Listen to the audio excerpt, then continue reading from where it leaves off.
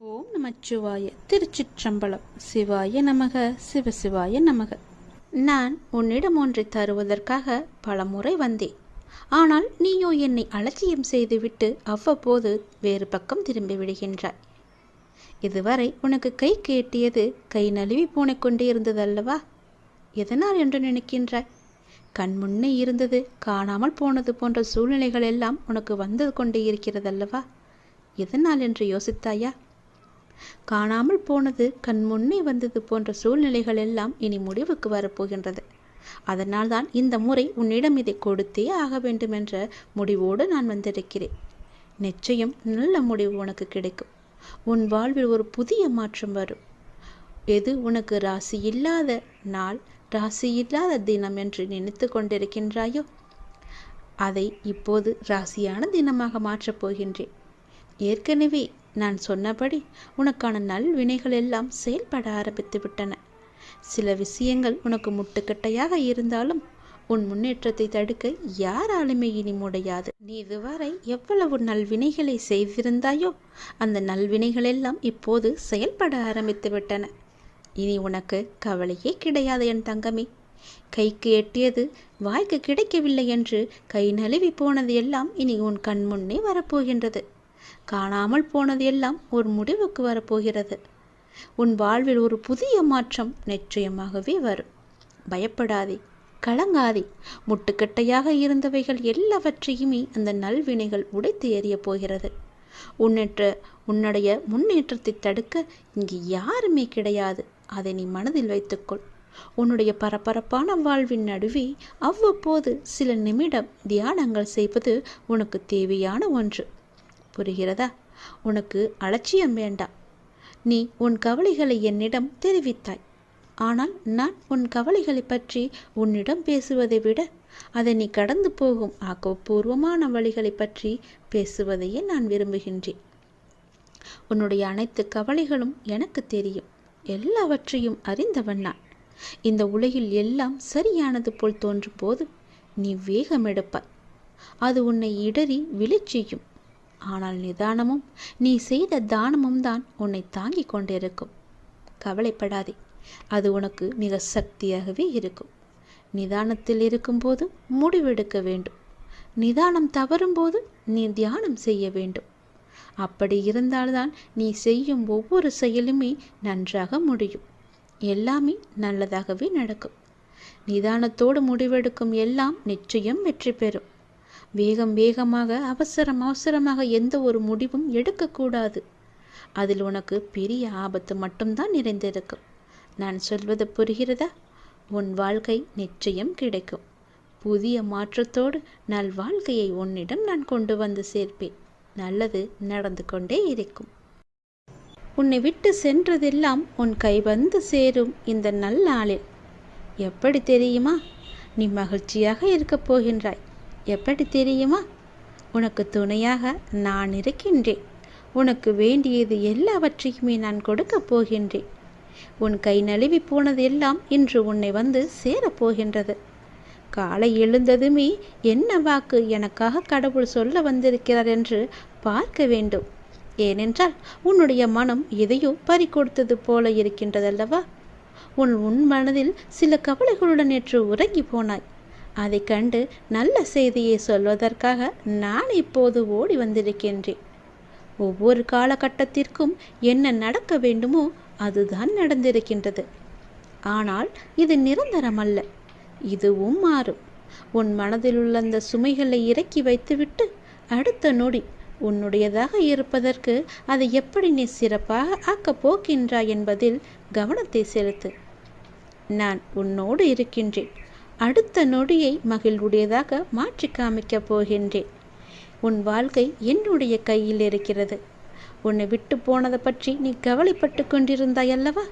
இனி அதற்கு கவலையே பட வேண்டிய அவசியமே இல்லை. உன்னை விட்டு சென்றதெல்லாம் உன் கை வந்து சேரும் நன்னாளாக இந்த நாள் மாறப்போகிறது. நீ மகிழ்ச்சியாக இருந்தாலும் அவ்வப்போது உன் மனதில் ஏதோ ஒரு பயம் ஓடிக்கொண்டே இருக்கின்றது. ஆனால் அது தேவையற்ற பயம். உன் வாழ்க்கையில் நல்ல மாற்றங்கள் ஒவ்வொன்றாக இனி நடக்க ஆரம்பமாகிவிட்டது. பயம் உனக்கு எதிர்மறை எண்ணங்களை மட்டும்தான் தரும். அந்த பயத்தை நீ தூக்கி எறிந்து விட்டால், உன் மனதில் நல்லதை மட்டுமே நினைத்து கொண்டிருந்தால், நேர்மறை வந்து குடி வந்துவிடும். உன்னுடைய மனதில் நேர்மறை வந்துவிட்டால் அந்த இடத்தில் எதிர்மறைக்கு என்ன வேலை? உன் செயல்பாட்டை தடுக்கும் எதிர்மறையை உடனே அழித்துவிடு. உன்னுடைய பயத்தை முழுவதுமாகவே விட்டுவிடு. நல்லதை மட்டும்தான் நினைக்க வேண்டியது உன்னுடைய வேலை. உனக்கு பல வழிகளின் நன்மைகளை கொண்டு வந்து சேர்ப்பது என்னுடைய கடமை. உன் வாழ்க்கை நிச்சயம் மாறும். நீ வாழ்வை எப்போதும் குறை சொல்லாமல் நீ ஏற்றுக்கொள்ள வேண்டும். வினையை எப்போது நீ புரிந்து கொண்டாயோ அப்போதே உன்னுடைய வாழ்வில் பல மாறுதல்கள் நடக்க ஆரம்பித்து விட்டன. நீ விரும்பியபடி நடந்தால்தான் மகிழ்ச்சி இருக்கும் என்று நினைத்தாய். ஆனால் இப்போது உனக்கு அமைந்த வாழ்விலேயே நீ அனைத்து மகிழ்ச்சிகளையும் காணப்போகின்றாய். இடமாற்றம், வேலை மாற்றம் என நீ எதிர்பார்த்த பல மாற்றங்கள் நிகழப்போகிறது. நீண்ட நாட்களாக நீ கேட்ட ஒரு வேண்டுதலும் இந்த மாதத்தில் நிச்சயம் நிறைவேறும். நீ மகிழ்ச்சியாகவே இரு. உன் கைகூடி வரப்போகிறது உன்னுடைய ஆசைப்பட்ட வாழ்க்கை. அதை ஏற்றுக்கொண்டால் நல்லது உன் வாழ்வில் நடந்து கொண்டே இருக்கும். விதி என்று நீ எதையும் லேசாக விட்டுவிடக்கூடாது.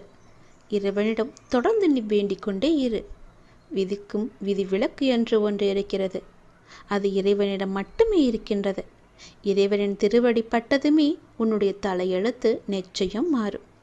இறைவனின் திருவடியை நீ விட்டு விடாதே. விதியையும் முறியடிக்கும் வல்லமை இறைவனின் திருவடிக்கு உண்டு. அதனால் அப்பா உனக்கு சொல்வது, செய்வது, நடப்பது, நடத்துவது என எல்லாமே உன்னுடைய நன்மைக்காக மட்டும்தான் என்பதை நீ மறந்து விடாதே. உன்னுடைய சில முயற்சிகள் கைகூடாமல் போனதற்கு கூட காரணம் நீ விதிதான் என்று எண்ணிக்கொண்டிருக்கின்றாய். அது தவறு. நீ உன் முயற்சியிலிருந்து பின்வாங்கிவிட்டாய். சிறிது தயக்கம் காட்டிவிட்டாய். அதனால்தான் முயற்சியிலிருந்து பின்வாங்காதே. எல்லா அனுபவ பாடங்களையும் கற்று நீ ஒரு பெரிய குறிக்கோளை மிக எளிதில் நிச்சயம் அடைவாய். நீ என்னுடைய திருப்பாதங்களை பற்றிக்கொள். உன் தலையெழுத்து இதுதான் என்று விட்டுவிடாதே. உன் தலையெழுத்து மாற்றும் பொறுப்பு என்னுடைய பாதத்திற்கு உண்டு என்பது உனக்கு தெரியாதா? அனுபவங்கள் தரும் பாடங்களை நீ மறக்கக்கூடாது. வரும் நாட்கள் உனக்கு மிகவுமே மகிழ்ச்சிகரமான நாட்களாக இருக்கும். எப்போதும் நீ கோபம் கொள்ளாதே. உன்னுடைய கோபமே உனக்கு பெரிய இடைஞ்சலாக இருக்கிறது, தடையாக இருக்கிறது. அந்த நீ கோபத்தை எடுத்துவிட்டால் போதும், நீ கேட்ட அனைத்துமே உனக்கு நிச்சயம் கிடைக்கும். என் பேச்சை நீ கேட்கும் வரை உனக்கு எல்லாம் நல்லதே நடக்கும். நீ நல்ல பிள்ளையாகத்தான் இருக்கப் போகின்றாய். நல்ல பிள்ளையாகத்தான் இருந்து கொண்டும் இருக்கின்றாய். நல்ல பிள்ளையாகவே இப்போது நீ முயற்சி செய்து பார். எப்போது நீ முயல்கின்றாயோ அப்படியே அப்போதே அந்த நொடியே இரு நன்மைகள் உன்னை தொடர்ந்து கொண்டே வரும். நல்லதொரு மாற்றம் நிரந்தரமாகவே உன் வாழ்வில் வரும். பல நல்ல நல்ல செய்திகள் எல்லாம் உன்னை உன் செவி வந்து சேரும். அந்த நல்லதொரு மாற்றத்தை நீ எதிர்பார்த்ததை விட பல மடங்கு உன் கையில் வந்து கிடைக்கும். பல மடங்கு நன்மையும் சந்தோஷத்தையும் அள்ளித்தரப்போகிறது. அல்ல குறையாத சந்தோஷத்தை நீ அனுபவிக்கப் போகின்றாய். இது உன் அப்பாவின் வாக்கு. எப்பொழுதுமே நன்மையை மட்டும் செய்யும் உனக்கு நல்லது மட்டும்தான் நடக்கும். இருந்தாலும் ஏதோ ஒரு சில பயத்தால் விதியின் மீது நீ பழி போட்டு கொண்டிருக்கின்றாய். அந்த விதியை முறியடிக்கும் வல்லமை எனக்கு இருக்கிறது என்று நீ எப்போது நம்புகின்றாயோ அப்போதே உன் வாழ்வில் வெற்றி என்ற தீபத்தை நான் ஏற்றி விடுவேன். விதியை நீ முறியடித்து காமிக்க வேண்டும். விதியை முறியடிக்கும் வல்லமை என் திருவடி இருக்கிறது. என் திருவடியை நீ பற்றிக்கொள், இறுக பிடித்துக்கொள். உன் விதியை உன்னால் நிச்சயம் முறியடித்து காமிக்க முடியும். இது உன் அப்பாவின் மீது சத்தியம். நீ முயற்சி செய். உன் வாழ்க்கை மாறும். புதிய மாற்றங்கள் வரும். நல்லதொரு வாழ்க்கை உன் கையில் கிடைக்கும். நீ ஆசைப்பட்ட மாதிரியே உன் வாழ்க்கையை நீ சந்தோஷமாக வாழலாம். நீ எப்பொழுதும் அமைதியாகவே இருக்கக்கூடாது. யார் உன்னை கீழே நோக்கி விழ செய்தார்களோ அவரை நோக்கி நீ மேலே எழு. எதற்காகவும் தயங்கி போய் கூனி குறுகி நிற்காதே. உனக்கு துணையாக உன் அப்பன் ஈசன் நான் இருக்கிறேன். நீ கவலையின்றி தைரியமாக மேலே எழுந்து வா. நீ மேலே எழும்புவதற்கு என்னுடைய கையை தருகிறேன். என் கையை பிடித்துக்கொண்டு நீ மேலே எழுந்து வா. நீ ஒரு இடத்தில் அவமானப்படும் போது கூனி குறுகி நிற்காமல் அவதாரம் எடுத்து காட்ட வேண்டும். கீழே வீழ்கின்ற போது விஸ்வரூபமாக எழ வேண்டும்.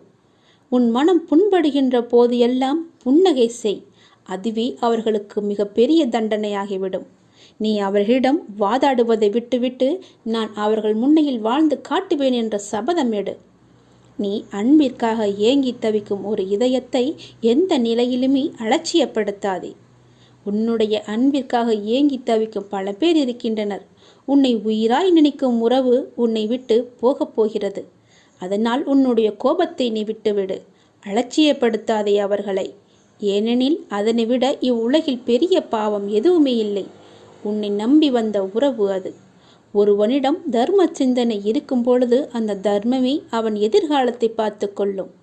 ஏனென்றால் ஒரு மனிதன் என்ன பிரார்த்தனை செய்தாலும், எத்தனை மந்திரங்கள் உரியேற்றினாலும், எத்தனை அபிஷேகங்கள் யாகங்கள் செய்தாலும் கூட அவனிடம் உதவும் குணம் இல்லை என்றால் இறையருளை பெற முடியாது. ஒரு மனிதன் இறையருளை பெற வேண்டுமென்றால், ஏன் இறை நம்பிக்கை இல்லாவிட்டாலும் கூட பரவாயில்லை, தர்ம குணமும் பிறருக்கு உதவும் குணமும் இருந்துவிட்டால் போதும். இவன் இறைவனை தேடி போக வேண்டியதில்லை. அந்த இறைவனை இவரை தேடி வந்து விடுவார். இவன் இல்லம் நோக்கி வந்து விடுவார்.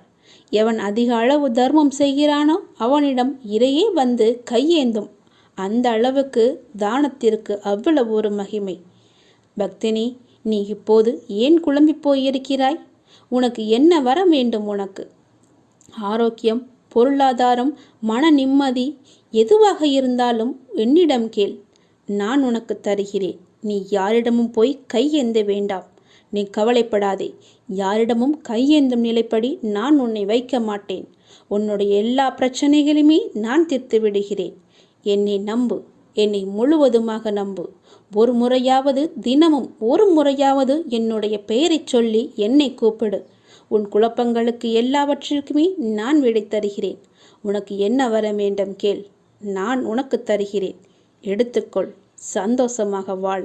எல்லாவற்றையுமே சிவனிடம் ஒப்படைத்து விடுங்கள். ஓம் நமச்சிவாய என்ற மந்திரமே உன்னுடைய வாழ்வின் தந்திரம் என்பதை மறந்து விடாதே. முதலில் கஷ்டத்தை வெளியே சொல்லாதே. நீ காலனை தேடிச் செல்லாதே. கவலைகளை மனதில் கொள்ளாதே. கற்பத்தில் உயிரை கொள்ளாதே. கண்டதை உணவாக உண்ணாதே.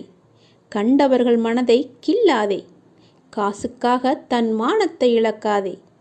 கலங்கி யாரிடமும் நிற்காதே. கள்ளமுள்ளோரை கண்டு திரும்பாதே. கற்பனையில் மூழ்கி ஏங்காதே. கால் போன போக்கிலே போகாதே. கர்மத்தை கையில் ஏந்தாதே. காலம் கடந்து பெருமூச்சு வாங்காதே. கடவுள் மீது ஒருபோதும் பழி போடாதே. நான் சொல்வது எல்லாம் விளங்குகிறதா? உன்னுடைய கஷ்டத்தை முதலில் நீ வெளியே சொல்லக்கூடாது. காலனை தேடி செல்லக்கூடாது. தானாகவே வரட்டும் என்று விடு. கவலைகளை மனதிலேயே கொள்ளாதே. கற்பத்திலேயே ஒரு உயிரை கொல்லக்கூடாது. அது மிக பெரிய பாவம். கண்டதையும் உணவாக உண்ணாதே. உன்னுடைய வயிற்றுக்கு எது பொருந்துமோ அதை மட்டுமே உண்ணு. கண்டவர்கள் மனதை கில்லாதே. அடுத்தவர்களுடைய மனதை புண்படுத்தாதே. காசுக்காக உன்னுடைய தன்மானத்தை நீ இழக்கக்கூடாது. தன்மானம் முக்கியம். நீ யாரிடமும் போய் கலங்கி நிற்காதே. எனக்கு யாரும் இல்லை என்று சொல்லாதே. கள்ளமுள்ளோரை கண்டு திரும்பாதே. அதாவது வஞ்சக எண்ணம் உள்ளோரை கண்டால் நீ உடனே திரும்பி வந்துவிடு. அவர்கள் முகத்தை கூட பார்க்காதே. கற்பனையிலேயே மூழ்கி ஏங்காதே. பேராசைப்படக்கூடாது என்கிறார். கால் போன போக்கிலே போகாதே. எங்கு வேண்டுமானாலும் போகலாம். கால் போன போக்கில் போனால் செல்ற இடம் கூட தெரியாது. கர்மத்தை கையில் ஏந்தாதே. நல்லதை மட்டுமே செய். உன் கர்மா எல்லாமே அழிந்துவிடும். காலம் கடந்து பெருமூச்சு வாங்காதே. நேரம் உள்ள போதே தூற்றிக்கொள். நேரம் போனால் பிறகு கிடைக்காது. நேரம் மிக அற்புதமானது. திரும்பி வராது. கடவுள் மீது ஒருபோதும் பழி போடாதே. யான் கேட்டு என் கடவுள் எனக்கு செய்யவில்லை என்று அவரை திட்டாதே. அவருக்கு தெரியும் உனக்கு எப்போது எப்படி செய்ய வேண்டும் என்று. கடவுளுக்கு தெரியும். அவருக்கு தெரியாமலையா நீ வந்தாய்? கடவுள் மீது ஒருபோதுமே பழி போடும் எண்ணத்தை விட்டுவிடு. அவன் அப்பா எல்லாவற்றையுமே பார்த்து கொள்வார் என்ற நம்பிக்கையோடு இரு. நீ நினைத்த செயல் விரைவிலேயே என் ஆசையுடன் நடக்கப் போகிறது. உன்னை சரியான நேரத்தில் நான் கரம் குழித்து இழுத்து வந்து விட்டேன். நீ பயப்படாதே, எல்லாமே என்னுடைய ஆசைப்படியே நடக்கும். வாழ்வில் நடைமுறையில் உள்ள சில விஷயங்களை யதார்த்தமாக நீ புரிந்து கொண்டால் இன்பத்தையும் துன்பத்தையும் சமநிலையில் ஏற்கலாம். நீ முயற்றுப்பார். என் துணையோடு எல்லாவற்றையுமே போராடிப்பார். போராட்டமே இல்லாத வாழ்க்கை இங்கு யாருக்குமே அமைவதில்லை. போராட்டத்தை சந்திக்காத எந்த உயிரும் இந்த பூமியில் வாழ முடியாது. தெரிந்து கொள். பிறந்தது முதல் இறப்பது வரை போராட்டம் இருந்து கொண்டுதான் இருக்கிறது. பிறந்த குழந்தை கூட அழுகை என்னும் சத்தம் செய்துதான் தன்னுடைய தேவைகளை பூர்த்தி செய்கிறது. போராட்டத்தில் பிறந்து போராட்டத்தில் வளர்ந்து போராட்டத்தில் மடிவதுதான் வாழ்க்கை. இன்று மனிதன் போராட்டம் இல்லாத வாழ்க்கை வாழ ஆசைப்படுகின்றான். அதைத்தான் விரும்புகின்றான். வாழ்க்கையில் தங்கள் குறிக்கோளை நிலைநிறுத்தி கொள்ள ஒவ்வொரு மனிதனும் இவ்வுலகில் போராட வேண்டியிருக்கிறது. பூந்தோட்டத்தில் ஒவ்வொரு நாளும் புது புது மலர்கள் பூப்பதுண்டு. ஆனால் அவை நிலைப்பது இல்லை. அது நியதியும் இல்லை. அதுபோலத்தான் வாழ்க்கை என்னும் பூந்தோட்டத்தில் ஒவ்வொரு நாளும் புது புது மலர்களாக பூத்து கொண்டிருக்கிறோம். எவ்வாறு பூந்தோட்டத்தில் மலர்ந்த ஒரு பூ நிலைப்பது இல்லையோ அது போலத்தான் வாழ்க்கையும். போராட்டங்கள் இல்லாமல் வாழ்வில் எதுவுமே வெற்றி பெற முடியாது. போராட்டம் இல்லை என்றால் வாழ்க்கை உப்புச்சப்பு இல்லாமல் போய்விடும். வாழ்க்கையில் உங்களுக்கு அழுவதற்கு 100 காரணங்கள் இருந்தாலும் சிரிப்பதற்கு என்னிடம் 1000 காரணங்கள் இருக்கிறது என்று வாழ்ந்து காட்டு. சரியான நேர்மையான வாழ்க்கை பயணப்பாதை முட்கள் நிறைந்த கரடுமுரடான பாதைத்தான். இப்பாதையில் முட்களாகவும் கரடுமுரடான கற்களாகவும் பிறரின் அவமான பேச்சுக்களும் பழிச்சொற்களும் நியாயமில்லாத விமர்சனங்களும் தான் நிறைந்திருக்கும். அதை நீ தெரிந்து கொள். வாழ்க்கை என்பது அவ்வளவு சுலபமல்ல. களை இல்லாத தோட்டமில்லை. அதுபோலத்தான் போராட்டம் இல்லாத வாழ்க்கையும் இல்லை. வாழ்க்கை அழகானதாக மாற்றிக்கொள்வது உன்னுடைய கையில்தான் இருக்கிறது. எல்லோருடைய வாழ்விலும் இன்பம் துன்பம் என்று எல்லாமே கலந்துதான் இருக்கும். நாம் அவற்றை எப்படி எடுத்துக்கொள்கிறோம் என்பதுதான் மிக முக்கியம். ஆசையை குறைத்து கொள்ள வேண்டும். மனநிறைவு இருந்தாலே போதும். உன்னுடைய வாழ்வில் மகிழ்ச்சி தானாக நிலைத்து நிற்கும். போராட்டம் இருந்தாலும் கூட யாரும் வாழ்க்கையை வெறுப்பதில்லை. போராட்டங்களை எல்லாம் ஏற்றுக்கொள்ளவும் நமக்கு ஏற்றதாக மாற்றிக்கொள்ளவும் பழகினாலே போதும். வாழ்க்கை பூந்தோட்டமாக மாறிவிடும். உங்களின் வாழ்வில் நல்லது நடக்க வேண்டுமென்றால் நான் சொல்வதை பின்பற்றுங்கள். நீங்கள் எப்படிப்பட்ட பாதையில் பயணம் செய்தாலும் உங்கள் நற்சிந்தனையாலும் நற்செயல்களாலும் மலரும் புதிய பயனுள்ள மலர்களால் பாதையை நிரப்புங்கள். உங்கள் வாழ்வு இனிதாக அமையும். நீங்கள் வாழ வாருங்கள். என்னுடைய ஆசையுடன் நீங்கள் போராட்டத்தில் குதிக்க தயாராக இருங்கள். என் துணை உனக்கு உண்டு. வாழும் ஒவ்வொரு நிமிடமும் இறை சிந்தனையுடன் இருங்கள். இறை சிந்தனை உள்ள பொழுது விழிப்புணர்வுடன் ஒவ்வொரு செயலையுமே நன்றாக துல்லியமாக எந்த குறையும் இல்லாமல் செய்ய முடியும்.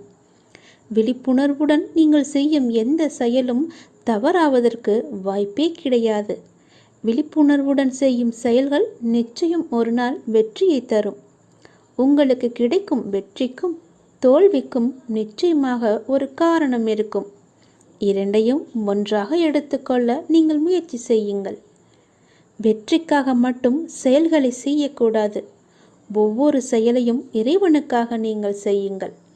உங்களை படைத்த கடவுளுக்காக செய்யுங்கள்.